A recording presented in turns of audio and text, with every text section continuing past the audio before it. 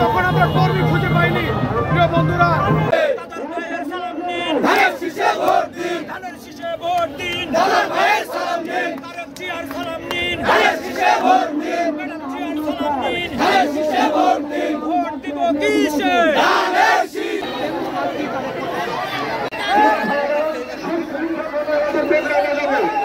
আমরা কিছুক্ষণের ভেতরে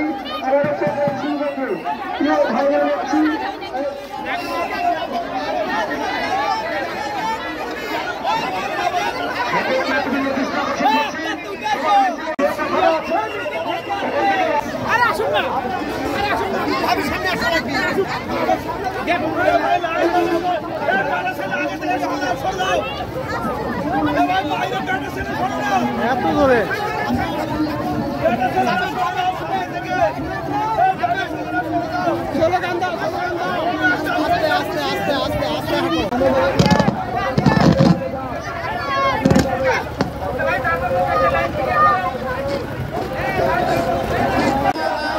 সবুজের পতাকা জিয়া তোমায় দেখা যায়,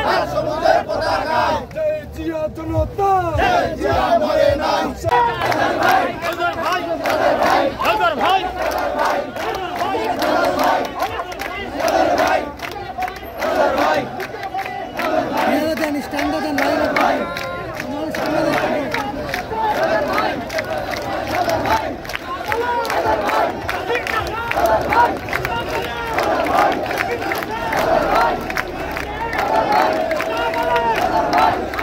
বাংলাদেশে অনাচার অবিচারে বহিঃপ্রকাশ হচ্ছে 7ই নভেম্বর।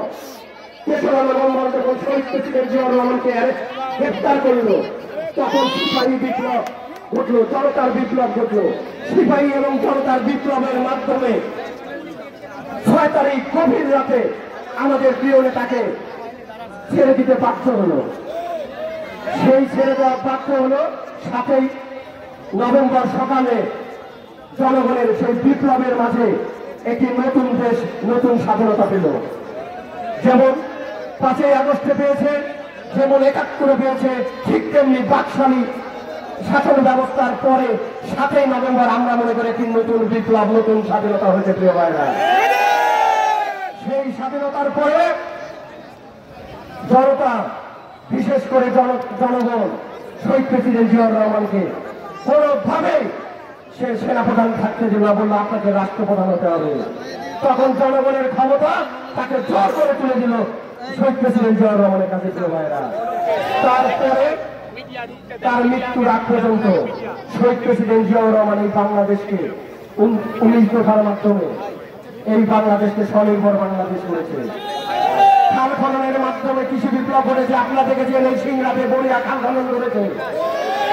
কৃষি বিপ্লবের মাধ্যমে বাংলাদেশের কৃষির বিপ্লব ঘটেছে। আপনারা জানেন স্বনির্ভর বাংলাদেশ করেছে। একটি কুচক্রী মহল তাকে হত্যার মাধ্যমে নতুন করে বাংলাদেশে একটি ষড়যন্ত্র করেছে।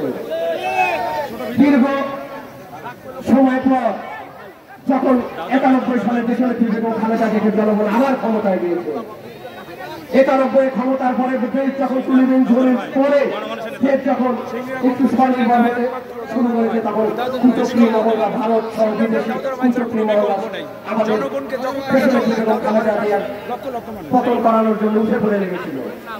তখন আমাদের নেতাই, আমাদের নেত্রী তত্ত্বাবধায়ক সরকার ইস্যুতে নতুন করে আইন পাস করেছিল। সেই তত্ত্বাবধায়ক ইস্যু 2008 সালে তত্ত্বাবধায়ক ইস্যু এই শেখ হাসিনা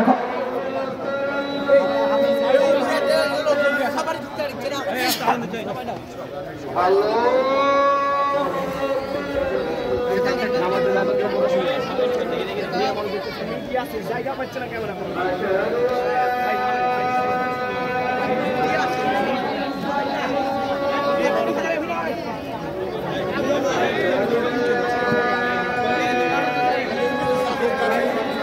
তারা বিভিন্ন সময় আমাদের পুরো বিভিন্ন গ্রামগঞ্জে আমাদের নেতাকর্মীর উপর মামলা দিয়েছে। আপনারা জানেন আমার ইতিহাস আমাকে বলতে হবে না, জানি আমি এক একটা দাওদার আপনারা এই শেষ প্রান্তে দাঁড়িয়ে আছেন। আমি প্রত্যেকটি জায়গায় আমাকে নিয়ে আপনারা কথা বলেন, আমার মা বোনেরা কথা বলে। আমরা আজকে আগামী জাতীয় সংসদ নির্বাচন 18 সালে মনোনয়ন পেয়েছিলাম, আবারও ইনশাল্লাহ পাবো আপনাদের দোয়াতে। আগামী দিনে ধানের শীষ নিয়ে আপনাদের মাঝে উপস্থিত হব। হয় আমার হাতে ধানের শীষ থাকবে, না হলে আমার অন্তরে ধানের শীষ থাকবে। আমি অনেক ছোটবেলা থেকে দল করি, সেই 96 সাল থেকে ছাত্র দল করি। আমি এসএসসি পরীক্ষার পর থেকে ছাত্র দল করতে করতে আজকে আমি এই জায়গায়। আপনাদের ভালোবাসায়, দেশ নেতা তারেক রহমানের আশীর্বাদে আমি কিন্তু বিভিন্ন সময় বড় বড় দায়িত্ব পালন করেছি। প্রিয় নেতৃবৃন্দ, আমি আমার দায়িত্বে কখনো অবহেলা করি নাই। আমি আজকে আপনাদের ঘোষণা করতে চাই, আমি যদি আগামী দিনে এমপি হতে নাও পারি, আমি আপনাদের পাশে থাকবো, সিংড়াবাসীর উন্নয়নের পাশে থাকবো।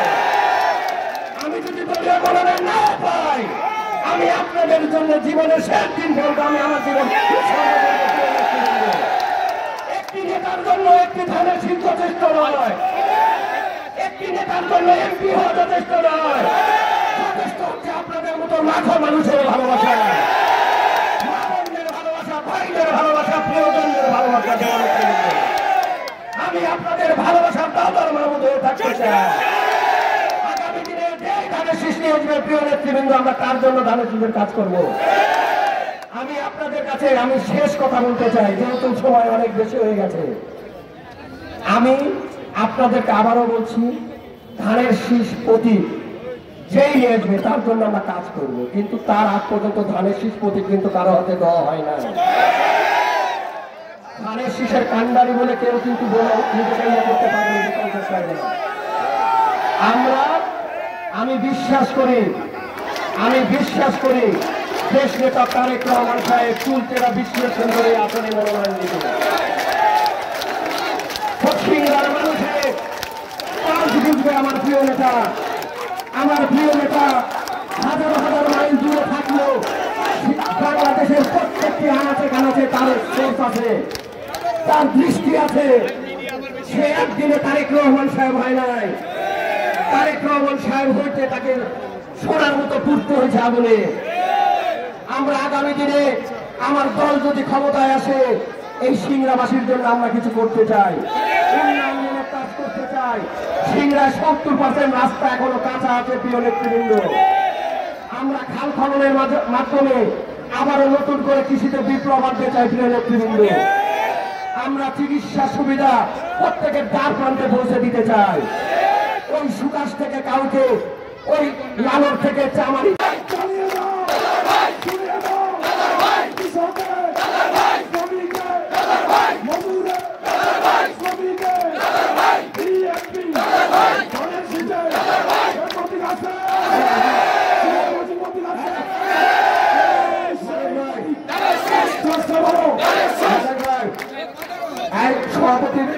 সভাপতি বক্তব্য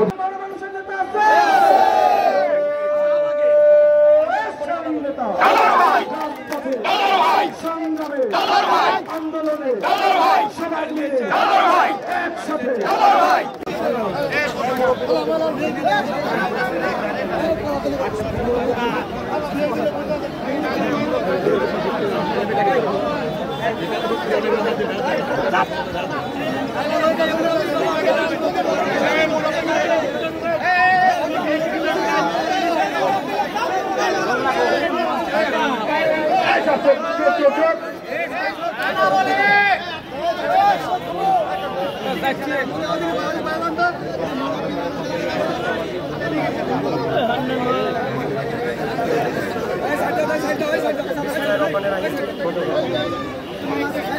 জাতীয় সংসদ নির্বাচনে আমাদের সিংড়া আসনটা হচ্ছে এখনো স্টে করে মনোনয়ন হয় না।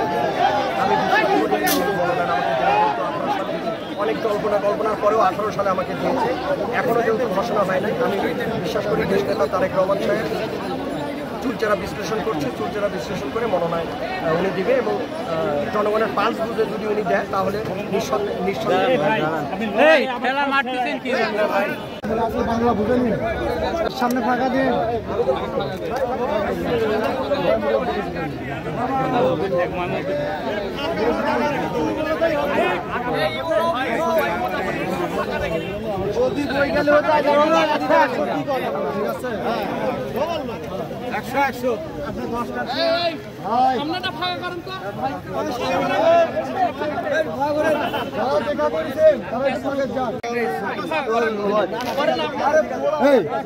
কোন যাবো তুমি